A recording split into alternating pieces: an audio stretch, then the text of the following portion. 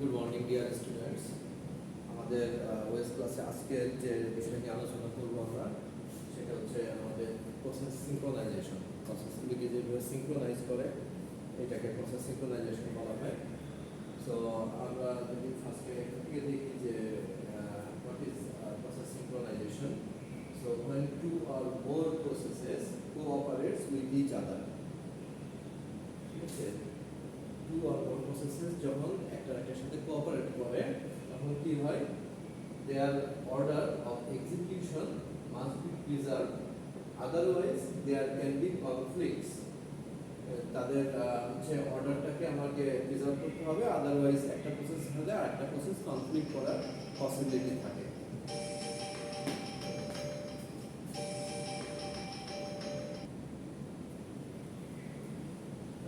আমরা যেটা বলছিলাম যে the order of the execution must be preserved, otherwise there can be conflicts in their execution and inappropriate output can be produced.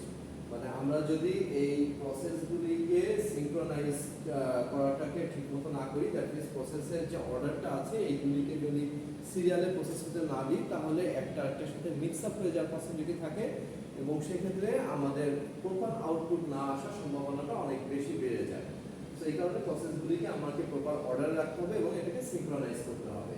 And to cooperative a process is the one which can affect the execution of other process or can be affected by the execution of other process. Such process need to be synchronized so their order of execution can be guaranteed. Okay, and the procedure involved in the preserving the appropriate order of execution of cooperative process is known as the process synchronization.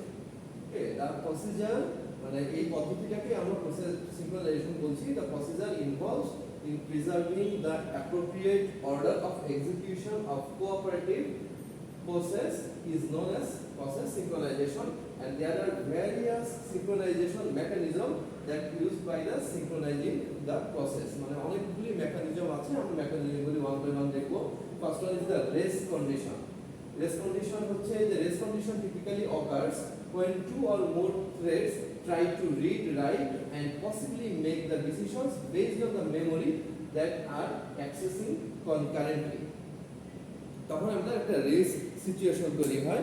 তো race সিচুয়েশনে আমরা কি করছি, race সিচুয়েশনে যেটা আমরা বলতে পারছি যে রেস কন্ডিশনে typically occurs when two or more threads try to read, write and possibly make the decision based on the memory that are accessing concurrently. And critical section e ki amra je the regions of program that try to access shared resources and may cause race conditions are called critical section. To avoid race condition among the process, এই প্রসেসগুলির মধ্যে একটা race মানে একটা প্রতিযোগিতা আর কি যদি avoid করতে চাই আমরা, then we need to assure that only one process at a time can execute within the critical section. তাহলে আমাদেরকে এনশিওর করতে হবে যেন at a time একটা প্রসেসই আমাদের প্রসেস হয়। ঠিক আছে, তো ক্রিটিক্যাল সেকশনের প্রবলেমটাকে আমরা যদি একটু ডিসকাশনে আসি।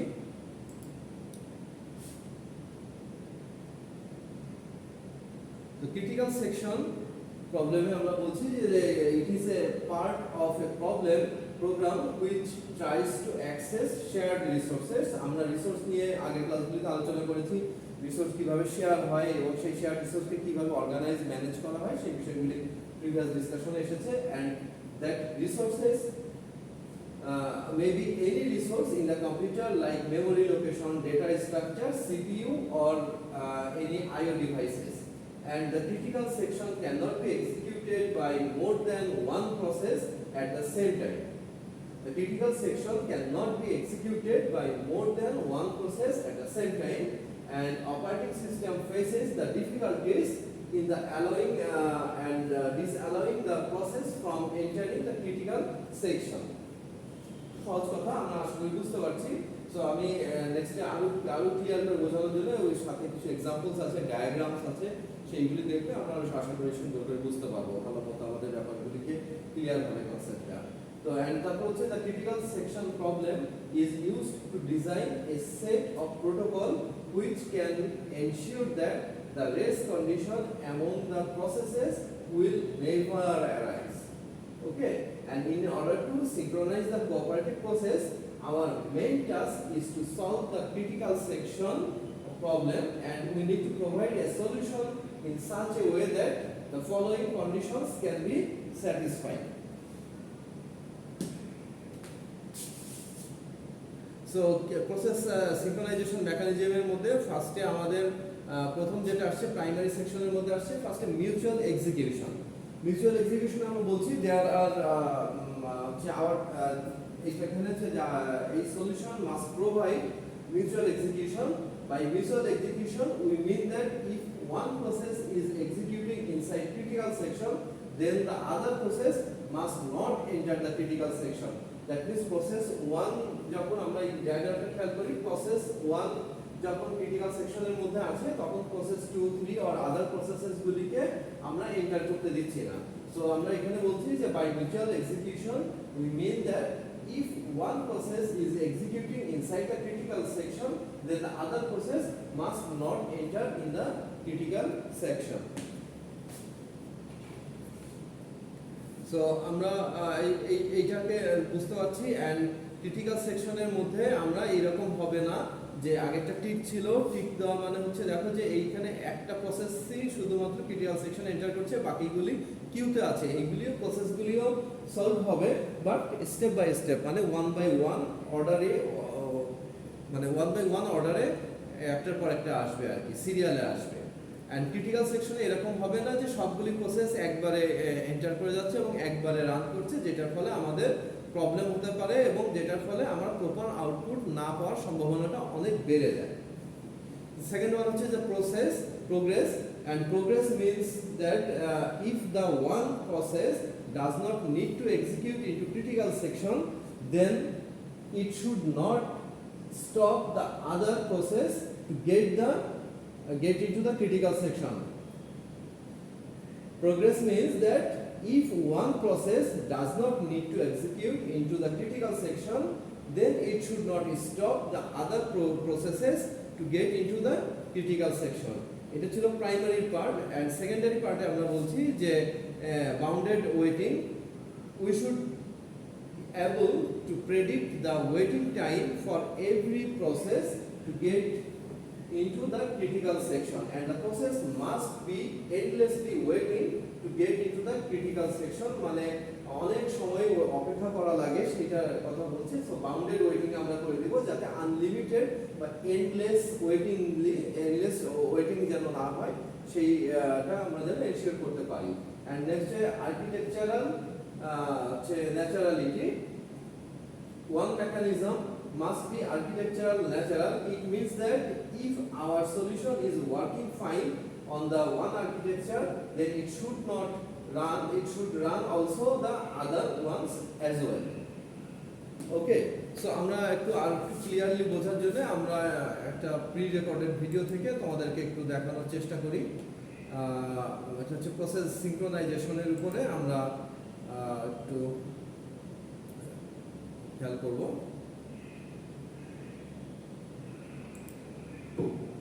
প্রথমেই আমরা সিনক্রোনাইজেশন নিয়ে ডিসকাস করব। সো প্রথমে কম্পিউটার সিস্টেমে প্রসেসগুলো যেভাবে এক্সিকিউট হয়, সো আমরা জানি যে process can execute concurrently or in parallel, and যখন এই প্রসেসগুলো কনকারেন্টলি এক্সিকিউট হচ্ছে, CPU scheduler switches rapidly between processes to provide concurrent execution. আমরা আরও জানি যে একটা প্রসেস ইটারেট হতে পারে at any point in its instruction stream, and in parallel execution যেখানে two instruction streams execute simultaneously on separate processing cores. So these are the two type of execution that we know of. So একটা হচ্ছে concurrent execution এবং একটা হচ্ছে parallel execution, যেখানে multiple process একসাথে তাদের ইনস্ট্রাকশনগুলো execute করতে পারে। সো আমরা যদি প্রথমেই concurrent execution কথা চিন্তা করি, for example if there are two process P1 and P2 তো কনকারেন্ট এক্সিকিউশন এইভাবে হবে, কিছুক্ষণ P1 এক্সিকিউট হলো, তারপর কিছুক্ষণ P2, এরপর আবার P1, P2, এরপর হয়তো P1 এর কাজ শেষ, তারপর হয়তো P2 এর কাজ শেষ। সো এইভাবে P1 এবং P2 এর কনকারেন্ট এক্সিকিউশন হলো, দিস ইজ কনকারেন্ট এক্সিকিউশন। এবং এই দুটা প্রসেস যদি প্যারালালি চলতো তাহলে কি হতো, যে P1 একটা করে চলছে, সাইমultaneously P2 আরেকটা করে চলছে, অ্যান্ড তাদের কাজ শেষ। So this is the difference between concurrent execution and parallel execution. So প্রবলেমটা কোথায়, যখন একটা প্রসেস কনকারেন্ট এক্সিকিউশন করে এবং তাদের মধ্যে যদি কোনো শেয়ার ভ্যারিয়েবল থাকে, this is a share variable, তখন প্রবলেমটা হয়। কারণ P1 এই শেয়ার ভ্যারিয়েবলটাকে ইউজ করতে চায় এবং P2 এই শেয়ার ভ্যারিয়েবলটাকে ইউজ করতে চায়। সো ইউজ করার সময় দুইজনে যদি একসাথে ইউজ করতে চায় এবং দুইজন যদি একসাথে এই ভ্যারিয়েবলটার ভ্যালু আপডেট অথবা চেঞ্জ করতে চায়, তখন প্রবলেম ক্রিয়েট হতে পারে, যেটা হচ্ছে ডেটা ইন্টিগ্রিটি প্রবলেম। সো আমরা এখন দেখি যে প্রডিউসার কনজিউমার প্রবলেম, যেটা আমরা আগে দেখেছিলাম, সেটাকে আমরা কিভাবে মডিফাই করে একটা আপগ্রেডেড অর বেটার সলিউশন বের করতে পারি। সো ইন দিস কেস আমরা একটা নতুন ভ্যারিয়েবল ইউজ করব, দ্যাট ইজ কাউন্টার, এবং এই ভ্যারিয়েবলটা প্রডিউসার এবং কনজিউমার সবার সাথে শেয়ার থাকবে।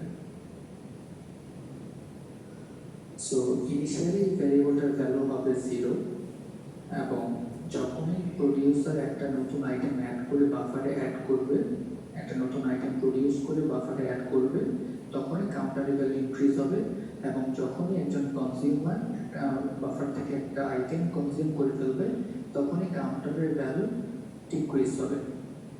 সো আমরা যেটা কোডটা দেখি, so this is the code for producers.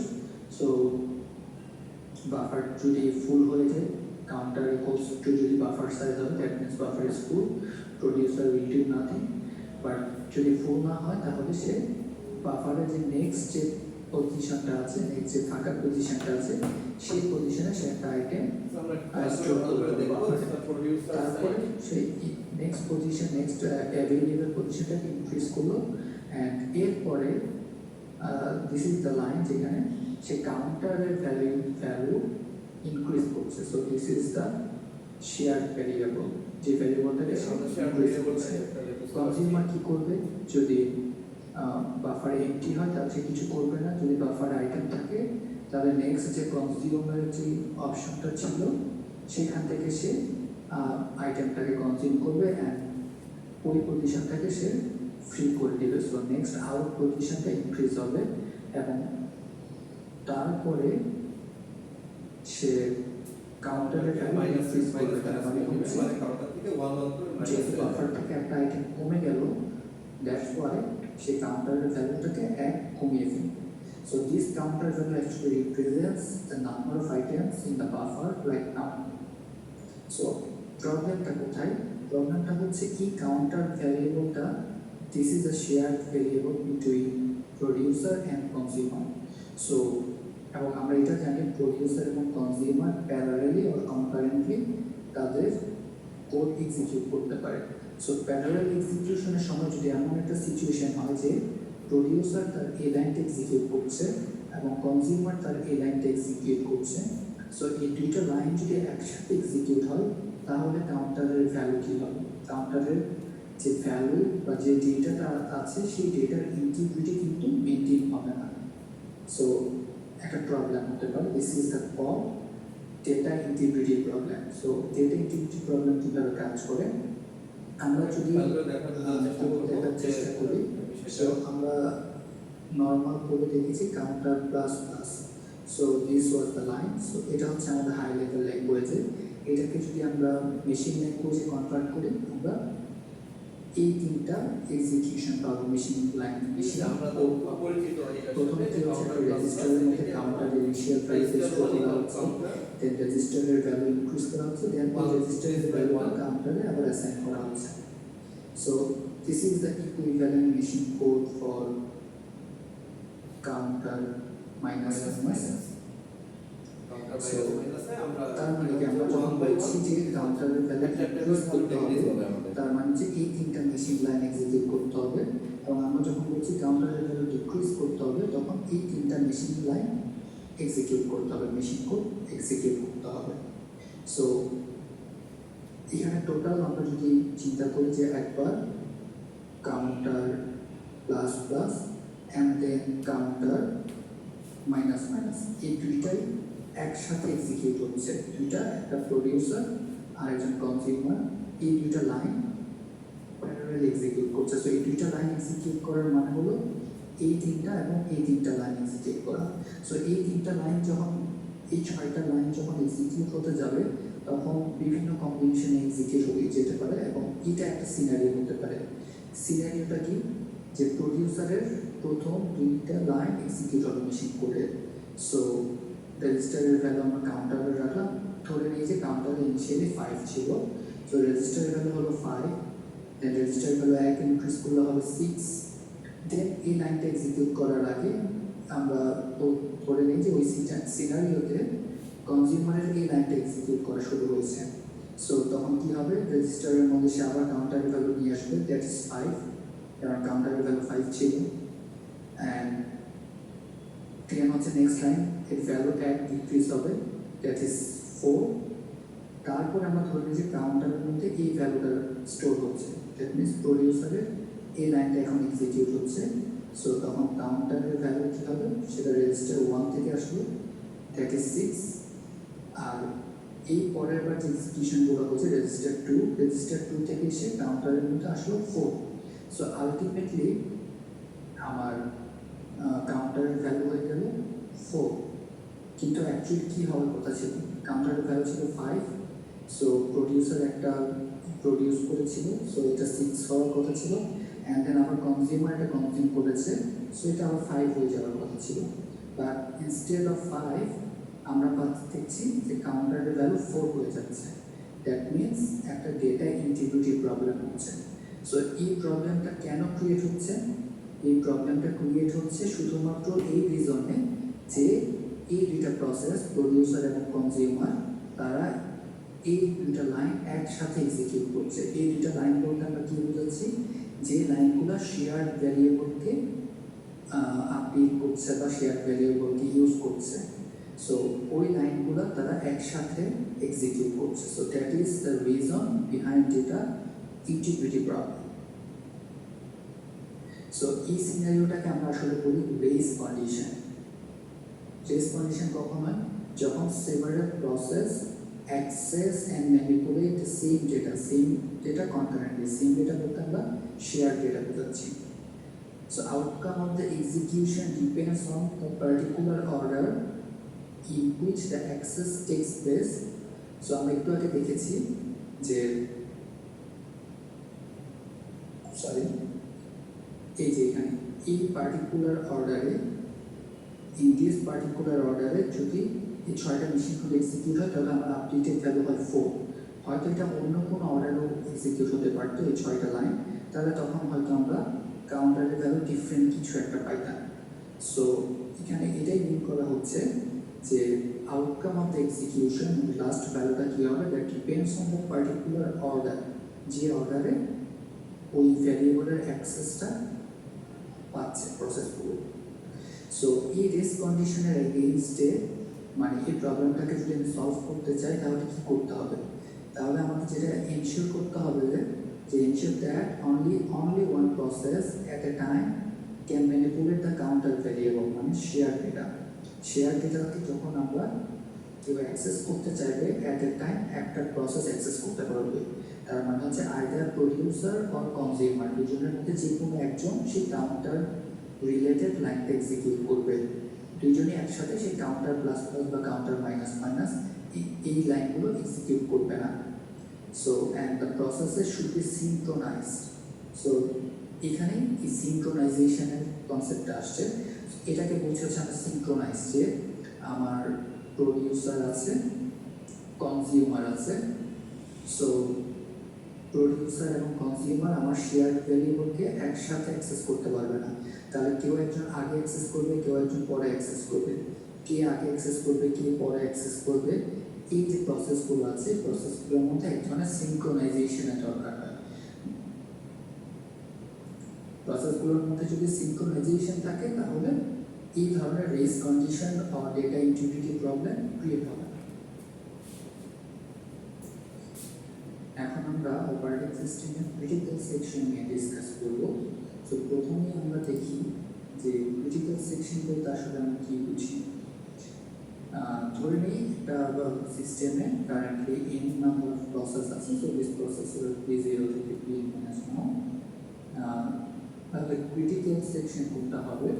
Critical section is the segment of code of each process which may change common variables, update a table, and write file and so on.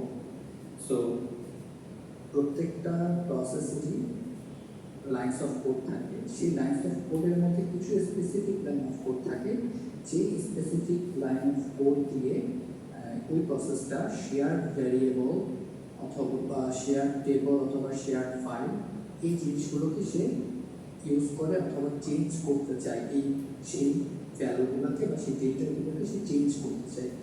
That lines of code is called critical section. So while one process executes its critical section, no other process can execute their own critical section.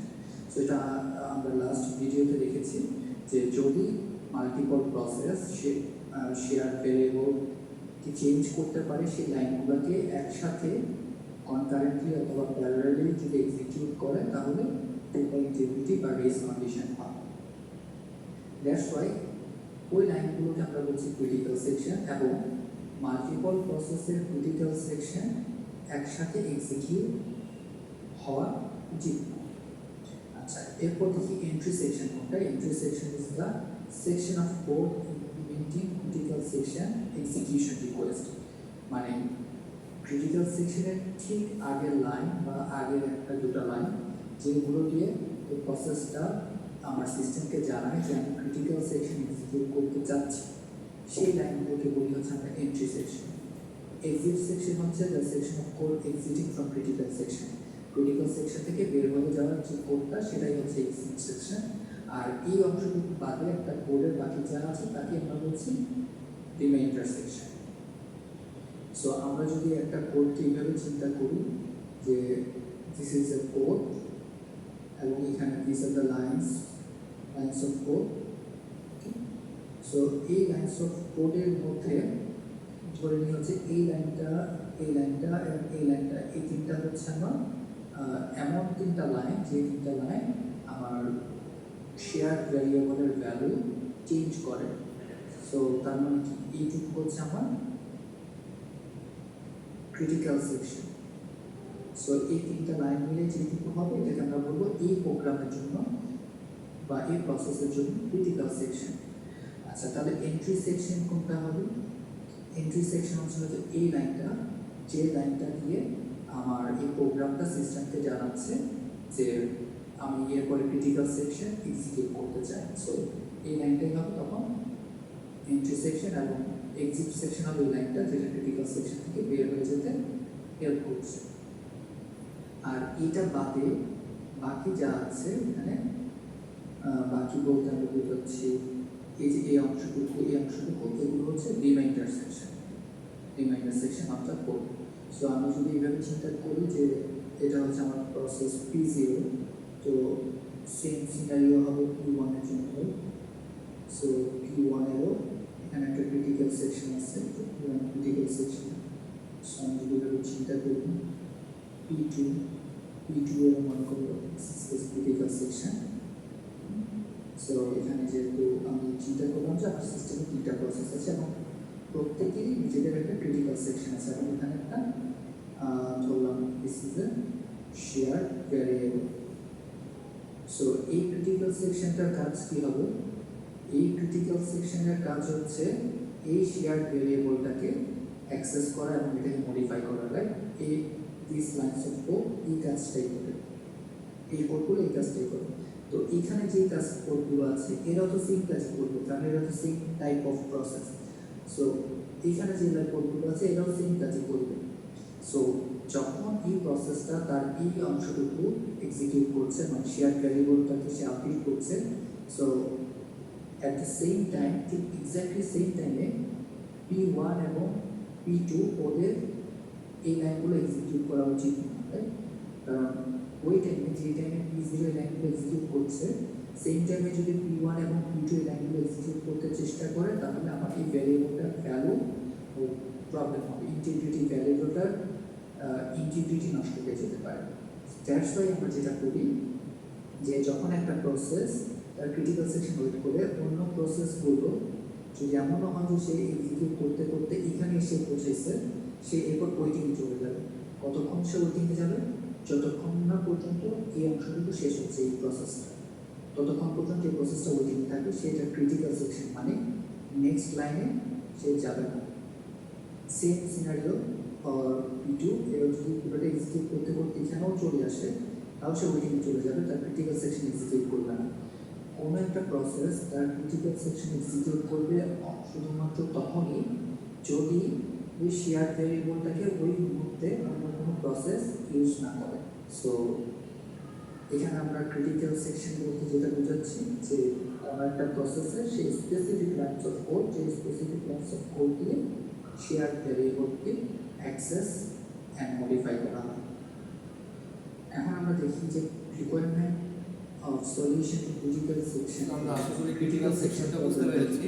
Critical section প্রবলেমটা করার জন্য solution করার জন্য যে requirement দরকার, আমরা একটু রিকোয়ারমেন্টগুলোকে নিয়ে একটু আলোচনা যে ক্রিটিক্যাল সেকশনগুলো আছে এই ক্রিটিক্যাল সেকশনগুলোর মধ্যে সিনক্রোনাইজেশন করা, কেউ একজন যদি তার ক্রিটিক্যাল সেকশন এক্সিকিউট করে বাকিরা ওয়েটিং থাকবে, সো এই সিনক্রোনাইজেশনটা অ্যাচিভ করা এটাকে বলছি আমরা ক্রিটিক্যাল সেকশন প্রবলেম। সো কেউ যদি একটা সলিউশন দেয় যে আমি এই একটা সলিউশন দিলাম, this solution provides this synchronisation among the processes, তো সলিউশনটার তিনটা ক্যারেক্টারিস্টিক্স থাকতে হবে বা তিনটা রিকোয়ারমেন্ট সলিউশনটাকে ফুলফিল করতে হবে। সেই রিকোয়ারমেন্টগুলো, প্রথম রিকোয়ারমেন্ট হচ্ছে mutual exclusion. If a process executing its critical section, no other process can be executed. So এটা আমরা অলরেডি দেখেছি। 2 হচ্ছে progress. No process is executing in its critical section. Some process wish to enter their critical section. যদি এটা হচ্ছে scenario হয়, if this is the scenario যে কোনো প্রসেসই তার ক্রিটিক্যাল সেকশনে এখনও অ্যাক্সেস করে নাই এবং কিছু প্রসেস ফর এক্সাম্পল এদের মধ্যে থেকে এই প্রসেসটা এবং এই প্রসেসটা P1 এবং P3 এই দুটো প্রসেস তার ক্রিটিক্যাল সেকশনে এন্টার করতে চাচ্ছে। So in that case, in that scenario, only those who are not executing in the remainder section can participate in deciding which will enter the CS. মানে আমরা যদি এভাবে চিন্তা করি এই প্রসেসটা তো এক্সিকিউট করতে করতে এখানে সে পৌঁছেছে ক্রিটিক্যাল সেকশনের আগে, এবং এখানেও same scenario for P3 critical সেকশনের আগে সে পৌঁছেছে, আর P2 অলরেডি মনে করলে হয়তো আমরা তার রিমাইন্ডার সেকশন বা এখানে অথবা এখানে এক্সিকিউট করছে। সো P2 হচ্ছে তার রিমাইন্ডার সেকশন আছে, রিমাইন্ডার সেকশনে নাই গিয়ে রিমাইন্ডার সেকশনে নাই হচ্ছে P1 এবং P3, তারা তাদের এন্ট্রি সেকশনে আছে। তো ইন দ্যাট কেস শুধুমাত্র P1 এবং P2 এর মধ্যে কম্প্যারিজন বা কন্ডিশন চেকিং হবে যে এই ক্রিটিক্যাল সেকশনে তাদের P2 এই কন্ডিশন চেকিংয়ের মধ্যে আসবে না। So this is called progress, এবং এই সিলেকশন প্রসেসটা this can not be postpone indefinitely, এই সিলেকশন প্রসেসটা ফেলে রাখা যাবে না। Then bounded waiting, there should be a bound or limit on number of times other process can enter the critical section after a process has made request to enter its critical section, and the request is granted. So bounded waiting বলতে বোঝাচ্ছি ধরি আমরা যে currently P1 critical সেকশনকে execute করছে এবং P2 critical সেকশনে entry করতে চাচ্ছে। সো P2 কতক্ষণ বা P3 কতক্ষণ করে সে ওয়েট করবে, তার উপরে একটা বাউন্ডারি বা একটা লিমিট থাকবে যে P1 কতবার বা অন্য কোনো প্রসেস কতবার তাদের ক্রিটিক্যাল সেকশন অ্যাক্সেস করতে পারবে, তার উপরে একটা লিমিট থাকবে, যাতে করে P3কে অনেক বেশি সময় ধরে অপেক্ষা করতে না হয় তার ক্রিটিক্যাল সেকশনে অ্যাক্সেস করার জন্য। আচ্ছা, আমরা যদি অপারেটিং সিস্টেমের কথা চিন্তা করি, operating system itself is also consists of programs or processes, right? So normally critical section handle করার দুই ধরনের ওয়ে আছে, preemptive kernel এবং non preemptive kernel. Preemptive kernel কি করে? It allows the process to be preempted while it is running in the kernel mode. আর non preemptive kernel mode হচ্ছে এই কার্নেল মোড একটা প্রসেস চললে প্রসেসটা শেষ না হওয়া পর্যন্ত অন্য কোনো প্রসেস এসে আগে এক্সিকিউট করতে দেবে না। সো ইম্পর্টেন্ট ফ্যাক্ট হচ্ছে কার্নেল। আমি জানি কার্নেল মোডে অপারেটিং সিস্টেম সবচেয়ে ইম্পর্টেন্ট প্রসেসগুলো বা সিস্টেম কলগুলো এক্সিকিউট হয়। সো কার্নেল মোডে যদি প্রিএম্পশন চলে আসে তখন প্রবলেম হতে পারে। সো দ্যাটস ওয়াই আমরা বলি যে non preemptive kernel is free from this condition, মানে ডিপেন্ডেন্সি প্রবলেম হয় না। শুধুমাত্র প্রিএম্পটিভ কার্নেলে ডিপেন্ডেন্সি প্রবলেম হতে পারে। কেন? কারণ আমরা জানি প্রিএম্পটিভ মানে if P1 is executing, এটা যদি প্রিএম্পট হয়ে P2 এক্সিকিউট করে এবং P1 এবং P2 যদি শেয়ার ভ্যারিয়েবল ম্যানিপুলেট করার চেষ্টা করে তাহলে এটা ইন্টিগ্রিটি প্রবলেম হতে পারে। সো প্রিএম্পটিভ কার্নেলে এটা ইন্টিগ্রিটি প্রবলেম হতে পারে। সো দ্যাটস ওয়াই যখন আমরা প্রিএম্পটিভ কার্নেল ইউজ করবো বা ডিজাইন করবো অপারেটিং সিস্টেমে, it should be carefully designed to ensure that the shared variable and shared data are free from race condition. So এখন আমরা ক্রিটিক্যাল সেকশন প্রবলেমের একটা সলিউশন দেখব। এই সলিউশনটার নাম হচ্ছে পিটারসন সলিউশন। সো আমরা দেখব যে পিটারসন সলিউশন দিয়ে কীভাবে ক্রিটিক্যাল সেকশন প্রবলেমটা আমরা সলভ করতে পারি। So Peterson solution is a software-based solution. So and is a solution that restricted to two process. I mean to the system আমরা দুইটার বেশি প্রসেস থাকে তাহলে কিন্তু এই সলিউশনটা অ্যাপ্লিকেবল না। শুধুমাত্র সিস্টেমে দুইটা প্রসেস থাকলে সলিউশনটা অ্যাপ্লিকেবল। সো এই সলিউশনটা যদি খুব বেশি এফিশিয়েন্ট সলিউশন হয়, বাট এটা আসলে হেল্প করবে বোঝার জন্য যে সিঙ্ক্রোনাইজেশন আসলে কীভাবে অ্যাচিভ করা possible. So Peterson solution requires two processes to share two data, term and flag. So term নামে একটা ভ্যারিয়েবল এবং flag নামে একটা অ্যারে। So এই দুটো ভ্যালু বা দুটো ডেটা প্রসেসগুলোর মধ্যে শেয়ার থাকবে। So term indicates whose turn it is to enter its critical section. মানে টার্মের ভ্যালু দিয়ে আমরা বুঝতে পারবো এই দুটো প্রসেসের মধ্যে কোন প্রসেসটা নেক্সট তার ক্রিটিক্যাল সেকশনে যেতে চায়। Flag is an array used to indicate if a process is ready to enter its critical section. Flag boolean value, so if true false value we can use the value from a process the critical section is available ready নাকি ready না। So আমরা কোডটা দেখি। So this is the code for the Peterson solution. So এই কোডটা হচ্ছে PI process, PI এর জন্য। So আমরা যদি মনে করি যে এখানে দুটো প্রসেস আছে, একটা হচ্ছে PI আর একটা হচ্ছে PJ, এবং এই দুটো প্রসেসের মধ্যে আমরা সিঙ্ক্রোনাইজেশন করতে চাচ্ছি। So this is the code for PI.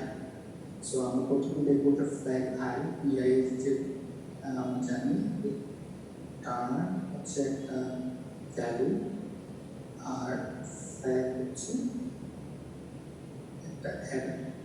So টার্মের ভ্যালু প্রথমে আমরা PI হয় ওর ইনিশিয়াল যে ভ্যালুটা আছে ফ্ল্যাগ ওটাকে ট্রু করে দিব, টার্মকে হচ্ছে আমরা J করে দিব, অন্য প্রসেসটাকে আমরা চান্স দিচ্ছি, এবং এরপর আমরা চেক করব ফ্ল্যাগ যে দিস ওয়ান এটা কি ট্রু নাকি false, and turn equals to যে টার্নের ভ্যালু J কিনা। যদি ট্রু হয় তার মানে হচ্ছে অন্য যে প্রসেসটা ছিল নট PI, PJ, অন্য প্রসেসটা তার ক্রিটিক্যাল সেকশন এক্সিকিউশন করার জন্য রেডি অথবা ক্রিটিক্যাল সেকশন এক্সিকিউট করছে। সো PI এর আসলে তার ক্রিটিক্যাল সেকশন এক্সিকিউট করা উচিত না। সো এখানে একটা লুপ আছে ওয়াইল লুপ, সে ওয়াইল লুপের মধ্যে স্টাক থাকবে, সে এই পরের লাইনে আসতে পারবে না। আবার যদি এমন হয় যে এই প্রসেসটা ফলস, মানে PJ ওই PJ the second process is not ready for executing its critical section, তাহলে আমরা কী পাবো, এখানে পাবো ফলস অ্যান্ড এখানে পাবো ট্রু। তাহলে আলটিমেটলি আমার ওয়াইল লুপের কন্ডিশন ফলস হচ্ছে এবং আমি এখান থেকে এখানে এসে যাচ্ছি। So in that case, PI তার critical section execute করছে, কারণ PJ false, PJ flag false. So PI তার critical section execute করলো এবং এরপর critical section শেষে PI যেটা করবে তার নিজের ফ্ল্যাগের ভ্যালু সেটাকে false করবে। So that যদি PJ অ্যাক্সেস করতে চায় সে তখন এটাকে ট্রু করবে and সে দেখবে এটা ফলস, সো তখন PJ তার ক্রিটিক্যাল সেকশন এক্সিকিউট করতে পারবে। সো এইভাবে আসলে পিটারসন সলিউশনের মাধ্যমে আমরা দুটা প্রসেসকে সিনক্রোনাইজ করতে পারি। সো আমি এখানে দেখতে পাচ্ছি টার্নের ইকুয়ালস টু আই এবং টার্ন ইকুয়ালস টু জে দুটা প্রসেসই থাকবে। For process PI turn equal to J আর for process PJ turn equals to হবে আই।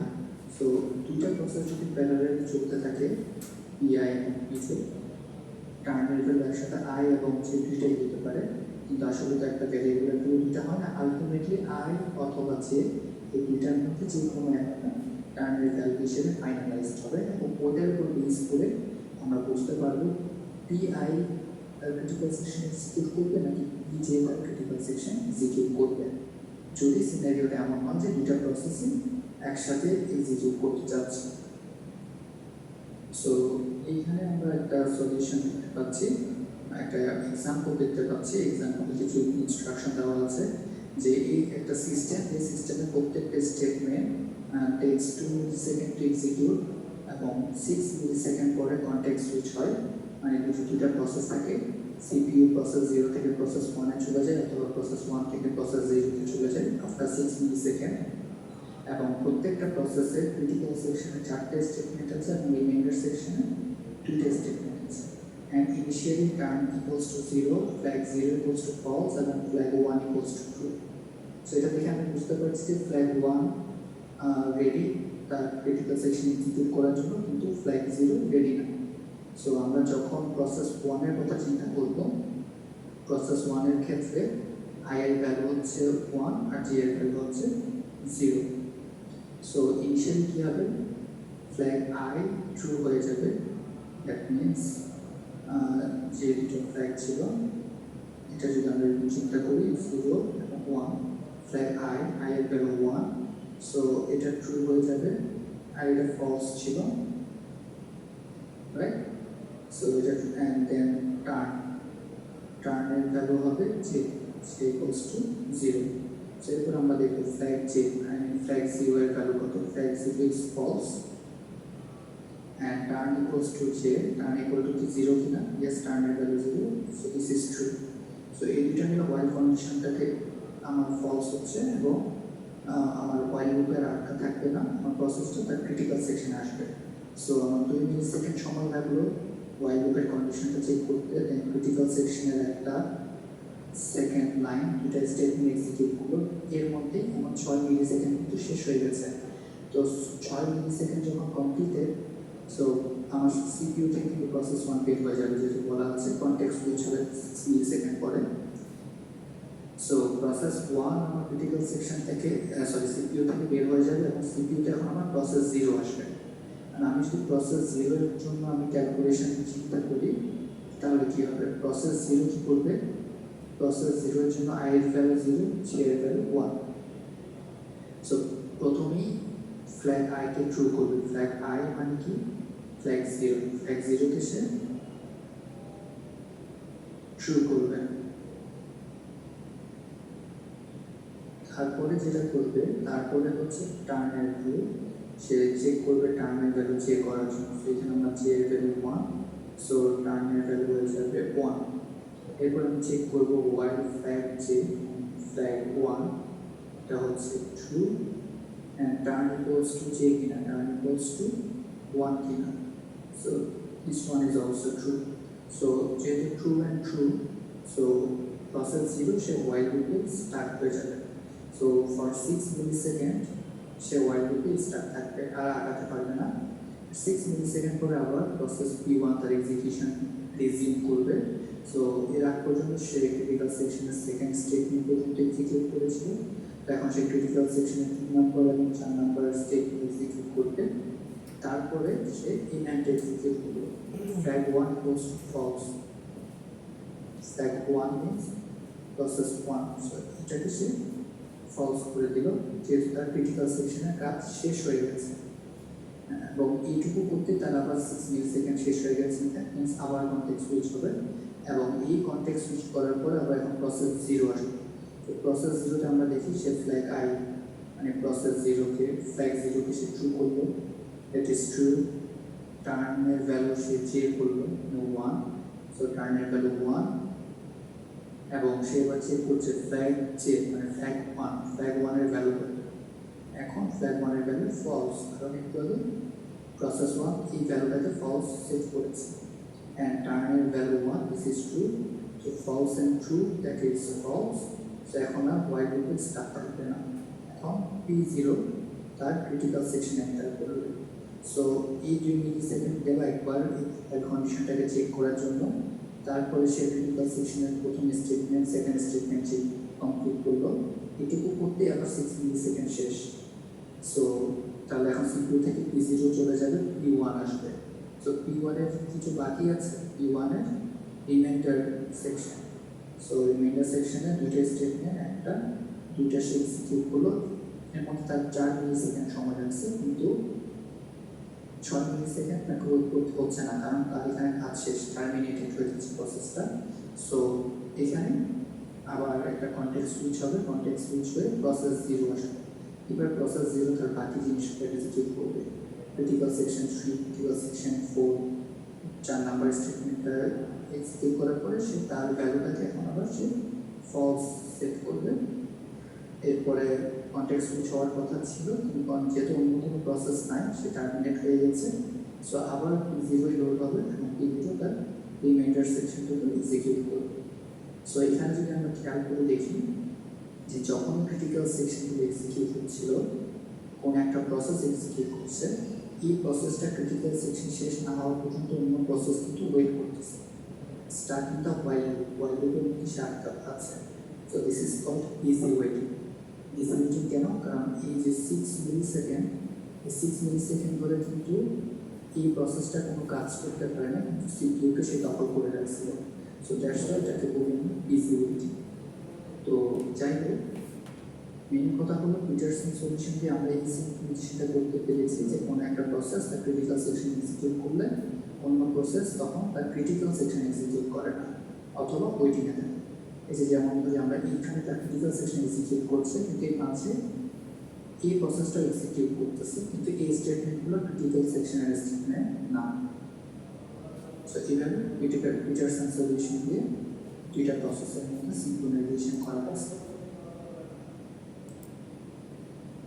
সো আমরা আশা করি বিষয়গুলি বুঝতে পেরেছি তাহলে আমাদের আজকের আলোচনা মোটামুটি এই বিষয়গুলি নিয়ে থাকলো আমরা প্রসেস সিনক্রোনাইজেশন ক্রিটিক্যাল সলিউশন এবং পিটারসন সলিউশন এই বিষয়গুলি দেখলাম সো হোপফুলি তোমরা এগুলিকে একটু স্টাডি করলে এবং যে আমাদের যে রিসোর্স বুক দেওয়া আছে অথবা রিসোর্স ওয়েবসাইট দেওয়া আছে এখান থেকে আমরা একটু ফার্দার স্টাডি যদি করি বিষয়গুলো আমাদের কাছে আরও ক্লিয়ার হয়ে যাবে এবং প্রয়োজনে আমরা আমাদের যে রেকর্ডিং ভিডিওটা আছে এটাও প্রয়োজনে আমরা আরেকবার প্লে করে দেখব আশা করা যায় যে তোমরা বুঝতে পারবে ব্যাপারগুলি একটু কমপ্লেক্স আছে এগুলো একটু কোডিং রিলেটেড বিষয় একটু কমপ্লেক্স আছে বাট আমরা যদি জিনিসটাকে একটু ইজিলি স্টেপ বাই স্টেপ বোঝার চেষ্টা করি আই হোপ যে ব্যাপারগুলি আমাদের কাছে কনসেপ্টগুলি ক্লিয়ার হয়ে যাবে কারণ অপারেটিং সিস্টেম যে কাজ করে এটার ব্যাকগ্রাউন্ডে কাজ করে পুরোটাই কিন্তু কোডিং আমরা জানি যে প্রত্যেকটা অপারেটিং সিস্টেম সেভারেল ফাইলস নিয়ে তৈরি এই সেভারেল ফাইলসগুলিকে প্রত্যেকটা আলাদা আলাদা